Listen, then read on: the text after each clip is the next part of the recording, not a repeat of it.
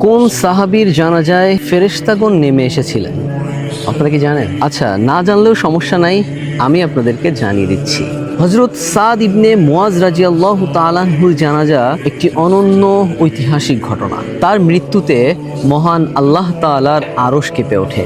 এই জানাজায় হযরত মুহাম্মদ রাসূলুল্লাহ সাল্লাল্লাহু আলাইহি ওয়াসাল্লাম ইমামতি করেছিলেন এবং ৭০,০০০ ফেরেশতা নেমে এসেছিলেন। হযরত সাদ ইবনে মুআজ রাদিয়াল্লাহু তাআলা আনহু ছিলেন আনসারদের আউস গোত্রের প্রধান এবং ইসলামের একজন অত্যন্ত সম্মানিত সাহাবী। ইসলাম গ্রহণের পর তিনি মাত্র ৫ থেকে ৬ বছর জীবিত ছিলেন এবং মাত্র ৩৭ বছর বয়সে খন্দকের যুদ্ধে তিনি শাহাদত বরণ করেন এবং আল্লাহ তাআলার আরশ কেঁপে ওঠেন। সাহাবীরা যখন তার মরদেহ বহন করছিলেন তখন তাদের কাছে মরদেহটা খুব হালকা লাগছিল। মুনাফিকরা তার মরদেহর হালকা ওজন নিয়ে ঠাট্টা বিদ্রূপ করছিল।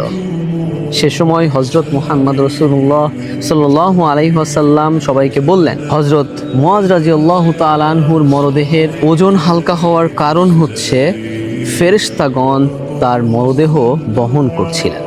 সুবহানাল্লাহ। জানাজা শেষে তাকে দাফন করা হয়েছিল মদিনার বিখ্যাত কবরস্থান জান্নাতুল বাকিতে।